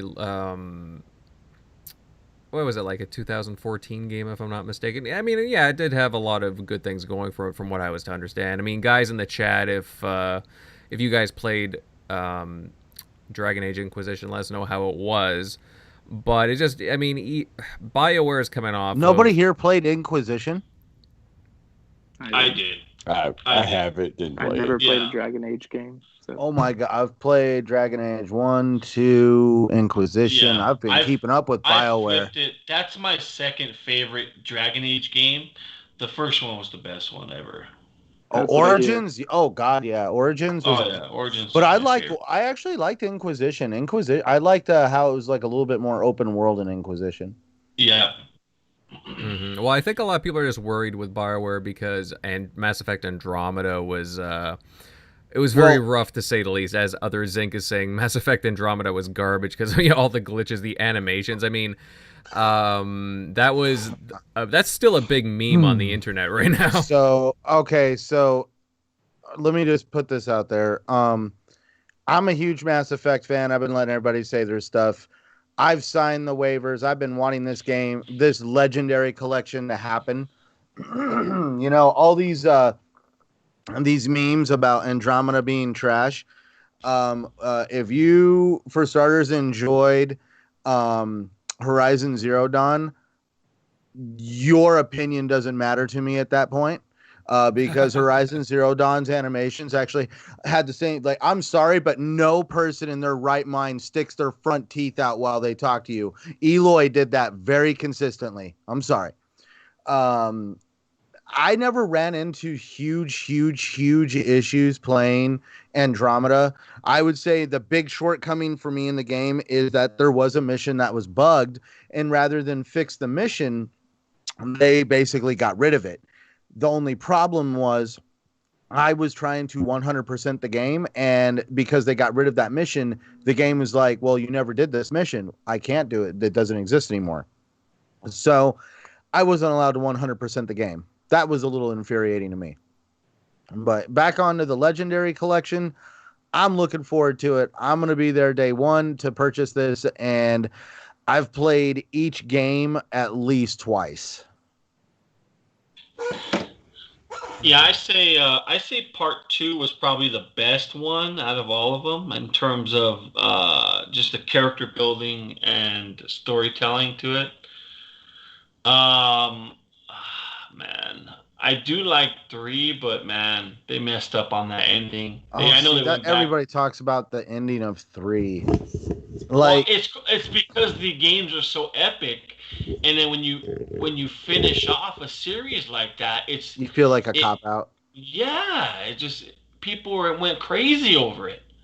I felt I never went back. I will say I never went back because after I played it a second time, they hadn't did the fix yet. So I was like, I have to play it a third time to basically see how they fix the ending.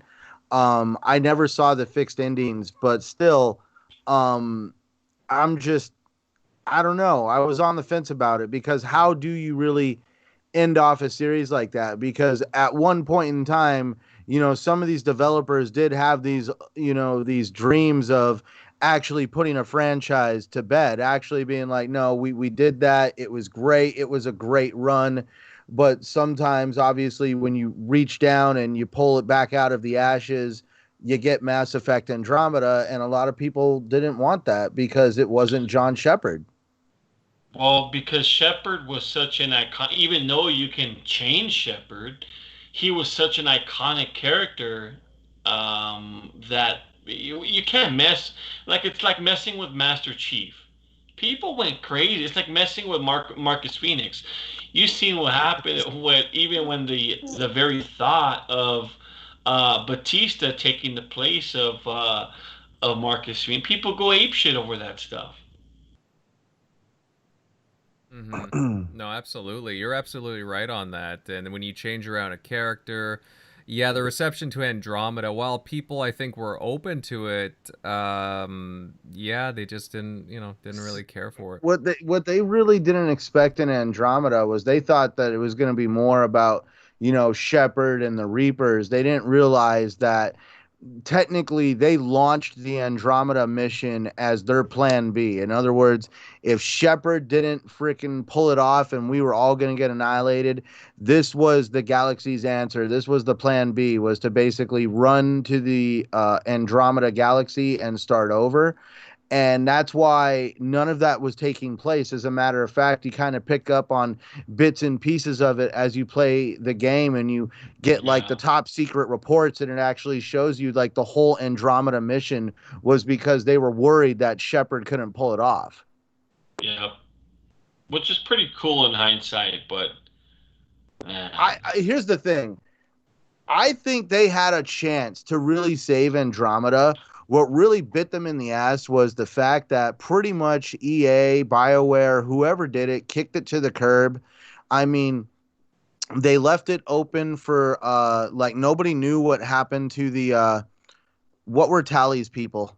The Solarian? No, the Solarians were the dudes that look like lizards. I forgot. Yeah. You know Tally's basically their arc was missing.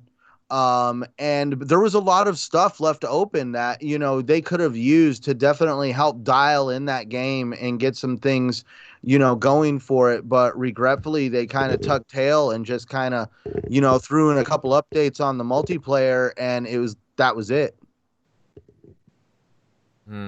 Right. Yeah, it's just, I don't know, Andromeda just really felt kind of weird, to be honest with you. Like, yeah, Quarian, there we are. They're putting in their Quarian. Yeah, they didn't they scrap the DLC because the reception for it was so bad? Yeah, there was supposed to be a Quarian. You could see it plain as day when you play the game that there was going to be a Quarian DLC, because what it was is you had a number of arcs. Each species sent their own arc. And throughout the game, you find other arcs, and the Quarian's arc was missing. And so that you plainly saw this was going to be a part of the DLC where you'd go in and kind of discover more. And regretfully, because of the reception of the game, they completely scrapped everything that they had planned for it. You know, what's funny is when I go back and I look at the Mass Effect series now and how much the end of the world is so played out, but in that particular world, Mass Effect, you really felt a sense of dread and just overall impending doom. Maybe it was just the Reaper story arc. Maybe it was just the way the story, the characters connected to the story, and them trying to go, going through the entire process. Think about how many years you spent in these locations, because, you know, all three of these games didn't come out at once. But you got to remember, there's very key locations like the Citadel alone. Playing these games over the years, you watch the evolution of the Citadel, and by the time you're in the third game and you're in full-blown war with the Reapers, and the Citadel is pretty much nothing more than a triage hospital, you're just like, holy cow, this place is like nothing like the first game. The first game, there was fountains, and like you're just walking the decks of the Citadel, and life is grand. And by the third game, I mean, like, you're in the trenches. I look at it like that with a great story arc and character arc does service to a video game, even with something that's not to sound cheesy, but I actually kind of shed a tear when Thane Krios passed. Yeah, man, that game was crazy. Oh, that was in. Was that in 3? Was that in 3? Well, yeah. Well, that's where when you I didn't finish 3. I didn't finish 3. That's where, yeah. In the second game, you find out Thane is an assassin living on borrowed time. He's actually living with a disease that is going to kill him. Mm-hmm. And by the third game, you actually eventually are there when he takes his last breath. And I mean, like, you actually, that kind of character building, I mean, you actually felt an emptiness when you knew that dude was gone, because he actually kind of brought something to the series, because it was just, his humor was great when they're just like, you know, like, you're an assassin, you kill people. And he's like, no, I don't. I get paid to kill people. You don't yell at a gun when it shoots someone. He just basically would be argued, be like, no, no, I get paid to kill people. You go talk to the dude who paid me to do it. Oh man, I still need to play 3. Maybe I should delve a Sounds little like into plenty it. of stuff I forgot about Mass Effect because it's been so long. I mean, Oh, I'm more dude. impressed with you just recalling everything. I remember some of the things. So 3 goes into 4 with Andromeda, right? Because I have Andromeda, really didn't get into it. You don't need to play. You don't need to play any of the Mass Effects to play Andromeda. So what I'm And thinking is, are they going to pick up? Because you said with the announcement of this collector's edition that they have, are they going to pick up from Mass Effect 3, or are they going to start with Andromeda and build off of No, it? they're starting with it's 1, 2, and 3. It's what. yeah, That's I what wouldn't it's- be But they surprised if said they're making a new Andromeda game. became. Well, Well, I they're wouldn't be Yeah. teasing surprised if it making a new became game. canon. Okay. They've started working on it apparently with a small senior team. So that You we don't we, see we them still don't making know if it's a Andromeda canon? spin-off or not. I see them putting Andromeda kind of in the rear view, regretfully. Yeah, no, they want to forget about that. It You know, I see them making Andromeda kind of like canon. You know, like, hey, because dude, like, I love the play style of Andromeda. I mean, just the ability to run around that little jet. Have any of you played Andromeda? Yes, I have. Like the ability to jetpack around. I mean, it was so much fun just being able to use that jetpack to move around, and the mechanics of we'll just say honestly, everybody talked about the gameplay of Anthem and how great the gameplay of Anthem was, even though it didn't have much of a story and all this other stuff. Everybody always talked how Anthem's gameplay was pretty solid. And that some of that gameplay actually came from Andromeda, like the ability of like jetpacking around and the over the shoulder shooting. I mean, me and my friends even talked about how it felt like Andromeda. Mm-hmm. I wouldn't call Andromeda jetpacking like. No, but just the ability, like you know how you wore that thruster suit and you were able to start strafing from side to side or be The able to like javelin. jump up to a like yeah, just like how before some of the javelins would move around when you would boost, not actually fly, but just actually boost up to a ledge or use the jetpack to scoot sideways Yeah. real quick. All right. Well, it's definitely something to keep an eye on. Who knows? I might check out Andromeda at some point. More interested in Mass Effect 3, finishing that off eventually. Oh, dude, for real. I'm surprised you didn't finish that. Hey, other games, man. What can I say? The backlog really kills. I have to cut something out, unfortunately. But down the road, I suppose. But I really hope they bring back Seth Green. How about that? or maybe that AI with voiced by Trisha Heffler. I forget her Right? name. Well, dude, I just think that's funny though. That's one of the little Easter eggs about Mass Effect is the fact that Seth Green actually played a character in all 3 games. Well, something I have to look out for. But yeah, we'll see what happens with this new Mass Effect. Obviously, it's still very early on, but hey, they got the trilogy, a little bit of a remaster going on, and it's going to be getting some next-gen enhancements too, apparently. So, looking forward to that as well. I'm sure all the Mass Effect fans can't wait for that. I saw some excitement in the chat. But okay, guys, I think on that note, the show will be coming to a close. And I gotta say, it's been a really fun time with the TXR crew tonight. We went over the Xbox Series X and S reviews that have come out. Lots of positive energy coming out for those for sure. As well, we went over Phil Spencer's recent interview with GameReactor and some news on the Medium getting delayed, as well as some other stuff. And I have to give a huge shout out to everyone that joined us tonight. We really appreciate you guys tuning in each Sunday night to listen to us ramble about video games. Thank you guys for joining us. We really, really enjoy and love your passion for the hobby as much as we do. And before leaving, please take the time to share this episode out. We'd really appreciate that. Now on to the outros for the show, and I'll start with the Xbox Warrior, as I like to call him, Tim Dog. Buddy, excellent show. I know you're really pumped for the next coming days. Where can everybody follow you at, bud? You can follow me on Twitter, xCloudTimDog. I'm always there, and I'm really excited. Can't wait to talk about it next week on TXR about what my the hands-on impressions are, and everything about it. I can't wait. I'm just very excited and kind of not playing anything right now. Just waiting to get to Tuesday. I'm off Tuesday and Wednesday. Or what's Wednesday when it comes out, right?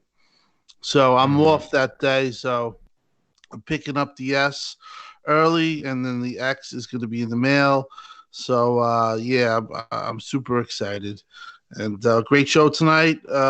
And great job as always. Pleasure to be here. Always, brother. Definitely. Feel the passion coming from you. Now, moving on down the list, Eric Shockley. Hey, some good commentary on the Sega and Japanese stuff earlier, pal. Really appreciate your opinions on all that stuff. Where can everybody follow you at? Yeah, as always, you can find me at ShockNero on Twitter, Easy Shock on Xbox Live. But yeah, hopefully everyone that got their pre-orders in to get it sometime in this first wave for their for the Series X. So good luck to everybody trying to get one tomorrow if they go live, or not tomorrow if you're in New Zealand, I guess. But but yeah, for Tuesday. But yep, thanks for stopping by. Now, Shock, I can't remember. Did you pre-order the PS5 as well? Yeah, I have a digital edition on the GameStop. All right. Yes. For Thursday. So you're gonna have your hands full with your week off, huh? Yeah. All right. Yep, that's the plan. All right, sounds good, brother. Moving on down the list here, Megatron, buddy. Really good show tonight. Where can everybody follow you? I wish I had a week off, man. I'm gonna have 1 day off this week, and Dude, what are you talking about? You just got done having like 3 months off. I had 4 months off actually. Since the beginning of July until about now, it's getting ready to get real busy at my job, and I'm just like, oh my gosh, just long hours getting ready to come hit me hard before the winter. We get this crappy weather in the Northeast. But hey, man, I'm excited for the new consoles. Been kind of quiet and distracted in the background. I apologize for that. But hey, we got new consoles. I'm excited. Find me on Twitter, Megatron_1975. Hit me up on Xbox Live. Megatron1's my gamer tag. And yeah, man, get hyped. I'm super stoked, man. I can't express enough about how ready I am to try out these new consoles. Tuesday can't get here fast enough, man. Good luck to everybody getting their consoles if you can. So I'm hearing there's going to be some out in retail. But yeah, man, get ready. You heard it here, folks. And going on further, Centurion, buddy. Love your excitement and positivity as per usual. I know you're really excited for the new consoles, but on that note, where can everybody follow you at? Oh man, who isn't excited during a console launch weekend? I mean, just you get that buzz. So definitely, I just wish that really stinks, man. I haven't been able to participate in a console launch in a long time, and 2020, I was looking forward to standing in some lines and just kind of feeling that energy off everybody, just hanging out in line, getting ready to get their console, and we're not going to get that this go around. But definitely for those involved, if you want to follow me, be sure to find me on YouTube, Xbox Live, and Twitter at Centurion1307. You can also find me here every Sunday night on TXR, and I also do the Shop Podcast every Sunday night, and thanks for joining us. Well said, brother. Okay, guys, and to top this all off, I'm Invader, and of course you can follow my content on YouTube and BitChute at Invader Gaming, as well I'm on Twitter at Invader_1986, or I'm also on... Yeah, I'm not here. Don't worry about me. Oh, I totally forgot about you, actually, buddy. But yeah, that's me, Invader. And yeah, you can also follow me on Parlay at Invader. Definitely, I'm on all kinds of different social media platforms. You can definitely check me out. And I will totally finish this off the TXR panel with Jeremy Downer. Buddy, tell me where everybody can follow. Tell everyone where they can follow you at. I don't want to say it anymore. You ruined my vibe and my attitude and my... You can find him. Dude, you're the Downer. Little House on the Prairie. You're the downer. what? You ruin everybody's time, regardless. I want to be honest with you. I really don't like Canadians. I really don't. Oh my gosh. Blame Canada, right? Oh, Have a buddy. good night. Have a good night, guys. Thanks for jumping on. Totally. All right, guys. Well, that wraps up tonight. And again, we're all excited for what's coming over. Like I'm really looking forward to the next few days. Next gen consoles are finally here. Be excited, be happy, and have fun. And we on the panel cannot wait to give you our thoughts on the new Xbox consoles next Sunday. And hey, even the PlayStation 5 as well. Until next time, guys, have a good one. See ya. Power your dreams.